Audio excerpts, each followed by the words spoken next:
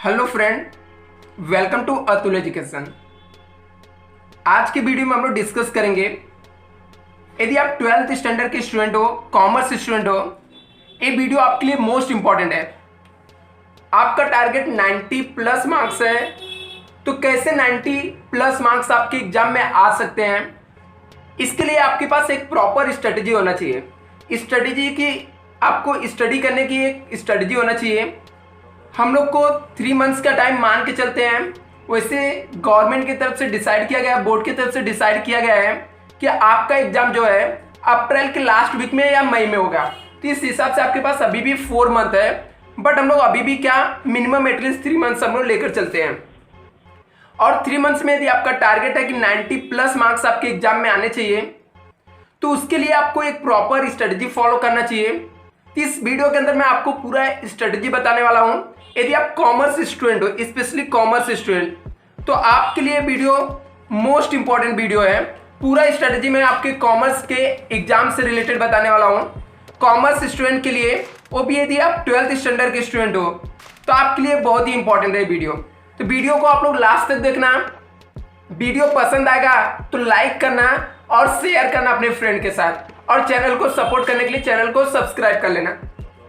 चलो अभी हम लोग एक एक स्ट्रेटजी को पूरा डिस्कस करते हैं।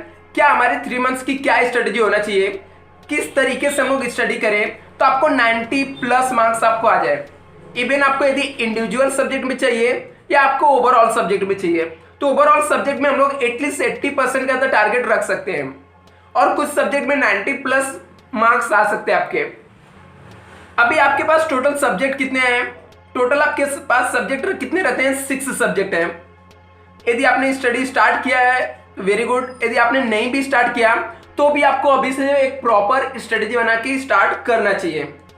अभी जिसके अंदर एक लैंग्वेज रहता है, आपको हिंदी होता है या मराठी रहता है आपको, या गुजराती रहेगा, वो लैंग्वेज सब्जेक्ट डिपेंड करता है आपने क्या चॉइस किया है। इंग्लिश ऑलमोस्ट सबको कंपलसरी लैंग्वेज है। बुक कीपिंग एंड अकाउंटेंसी आपका प्रैक्टिकल सब्जेक्ट है। OCM है, organisation of commerce and management.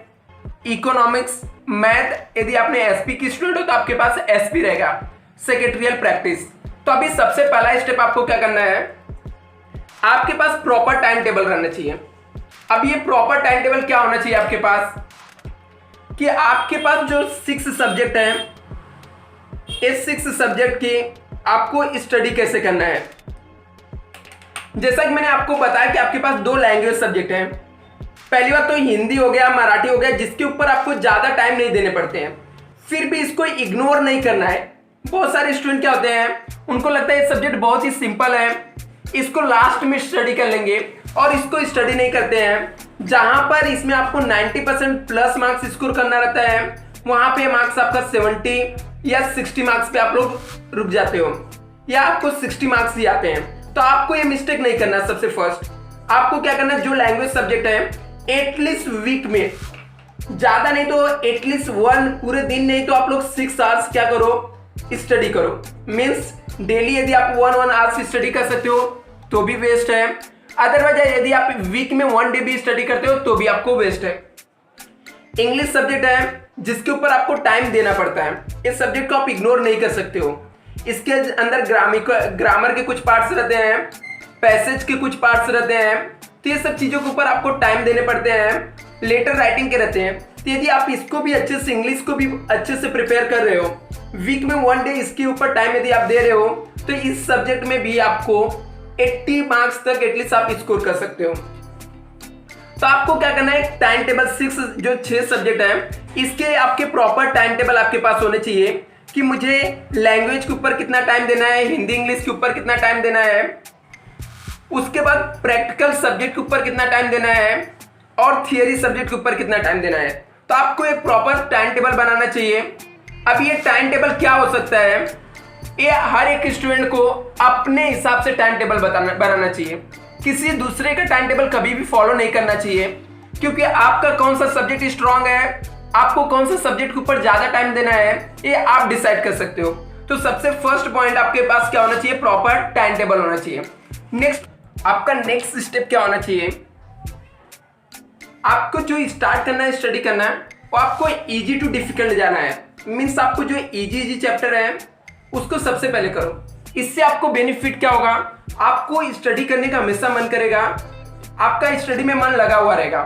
यदि आप पहले डिफिकल्ट चैप्टर उठाओगे तो आपको चैप्टर समझेगा नहीं, जिसकी वजह से आपका जो स्टडी से है, स्टडी में मन नहीं लगेगा, आप लोग कंटिन्यू स्टडी नहीं कर सकते हो। तो आपको जो सिस्टम फॉलो करने हैं, वो सिस्टम क्या फॉलो करने हैं, इजी टू डिफिकल्ट। मीन्स जो सिंपल चैप्टर है सबसे पहले उसको कवर करो, फिर उसके बाद जो डिफिकल्ट चैप्टर वो कवर करो। यदि आप प्रैक्टिकल सब्जेक्ट कर रहे हो तो जो सिंपल चैप्टर है सबसे पहले उनको कवर अप करो, जिससे आपका कॉन्फिडेंस जो होगा वो बढ़ जाएगा और आप लोग कंटिन्यू क्या कर सकते हो, स्टडी कर सकते हो। आपका जो सिलेबस उसको एटलीस्ट कम से कम 1 मंथ पहले आप उसे कंप्लीट कर दो। कंप्लीट आपकी जो स्टडी है, अभी जैसा कि मैंने आपको बताया आपके पास 3 मंथ्स का टाइम है, तो एटलीस्ट कम से कम आपको मिनिमम 9 to 12 आवर्स आपको स्टडी करना चाहिए। कम से कम 9 से 12 घंटे आपको स्टडी करने चाहिए। आप मिनिमम 9 आवर्स और मैक्सिमम यदि आप 12-13 आवर्स स्टडी कर रहे हो तो बेस्ट है। आपको पूरा सिलेबस को इस स्पीड से स्टडी करना है कि आपको 1 मंथ का टाइम आपके पास बचना चाहिए एग्जाम को। एग्जाम से 1 मंथ पहले आपके पूरे सिलेबस को कंप्लीट कर देना है। सेकंड, आपको इसके बाद फोकस करना है, सॉल्व करना है प्रीवियस ईयर्स के पेपर।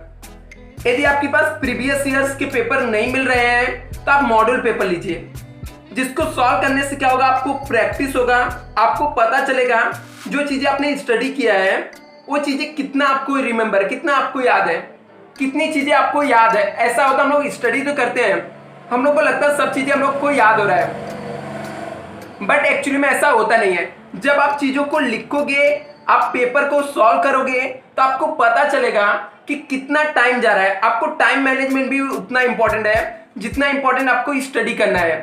बहुत बार क्या होता है, स्टूडेंट को बहुत कुछ आते रहता है बट एग्जाम में पेपर कंप्लीट नहीं हो पाता है। रीजन इसका, आप प्रैक्टिस नहीं करते हो। आपको क्या करना है, सॉल्व करना प्रीवियस ईयर्स के पेपर और उसके बाद आपको रिवीजन स्टार्ट कर देने हैं।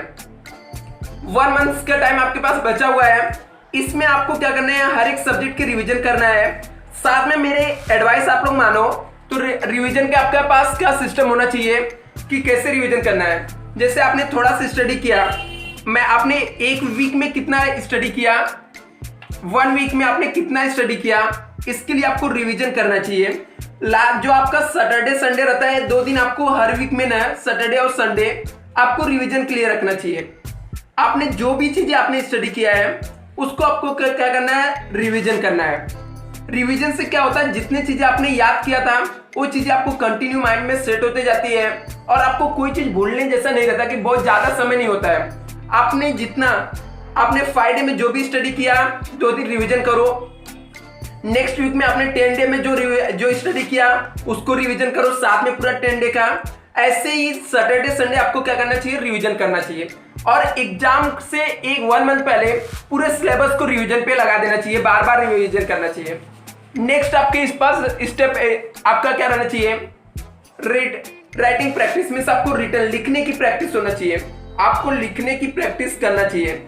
यदि आप लिखने की प्रैक्टिस नहीं करोगे तो पेपर में आपका पेपर कंप्लीट नहीं होगा। और बहुत सारे ऐसे स्टूडेंट का होता है, वो स्टूडेंट को हर एक चीजें आती रहती है बट पेपर नहीं कंप्लीट हो पाता है और जिसकी वजह से उनके मार्क्स नहीं होते हैं। यदि आपको मार्क्स चाहिए, 90 प्लस का आपका टारगेट है, तो आपको लिखने की प्रैक्टिस करना है। इंपॉर्टेंट क्वेश्चन को रिवीजन करो मोर देन 3 टाइम। कम से कम मैं बोल रहा हूं, आपकी जो इंपॉर्टेंट क्वेश्चन लग रहा है कि इंपॉर्टेंट क्वेश्चन है, ऐसे क्वेश्चन को एक बार रिवीजन नहीं करना है, कम से कम 2 से 3 बार रिवीजन करो। जिससे होगा क्या बेनिफिट, आपको क्वेश्चन एकदम आपके माइंड में सेट हो जाएंगे। यदि वो क्वेश्चन आपके पास आएंगे तो आप एग्जाम में उसको लिख लोगे और आपके टाइम बचेंगे। यदि ये टाइम आपके सेव होंगे तो आपके जो डिफिकल्ट क्वेश्चन रहेंगे वो टाइम, वहां पे आप अपना टाइम क्या कर सकते हो, दे सकते हो लिखने में। लिखने पढ़ने के साथ साथ आपके पास एक चीज रहना चाहिए, स्किल होना चाहिए, पेपर प्रेजेंटेशन। आपका एग्जाम में पेपर प्रेजेंटेशन भी उतना ही इंपॉर्टेंट है जितना आपको स्टडी करना है, जितना आपने पूरे 3 मंथ्स 4 मंथ्स में स्टडी किया। यदि एग्जाम में आपने पेपर प्रॉपर तरीके से लिख कर प्रेजेंट नहीं कर पाए तो फिर मार्क्स पाना बहुत डिफिकल्ट हो जाता है। तो आपके पास एक ये भी रहना चाहिए कि पेपर को सही तरीके से प्रेजेंट करना चाहिए और आपको एक टारगेट रखना है कि मॉर्निंग के टाइम में स्टडी करना चाहिए। ऐसा माना जाता है कि यदि आप मॉर्निंग के समय में स्टडी करते हो तो आपका जो चीज़ें आप स्टडी करते हो वो आपको इफेक्टिव स्टडी होता है। मीन्स यदि आप वही चीज़ आफ्टरनून में स्टडी कर रहे हो, जितना चीज़ें आप 4 आवर्स में स्टडी करोगे, वही चीज़ यदि आप मॉर्निंग में स्टडी करते हो तो आपका 2 आवर्स मिल जाएगा। तो जो मॉर्निंग का टाइम रहता है एक काफ़ी इफेक्टिव रहता है। तो आपको मैंने टोटल 9 पॉइंट्स कवर किया। यदि आप लोग ये सब चीज़ें को फॉलो करते हो तो आपको ऑफकोर्स बोर्ड एग्जाम में 90+ मार्क्स आएंगे। और आपको ऐसा कुछ डाउट रहेगा तो आप लोग मुझे कमेंट कर सकते हो। वीडियो पसंद आएगा तो लाइक शेयर और सब्सक्राइब जरूर करना। Thank you so much.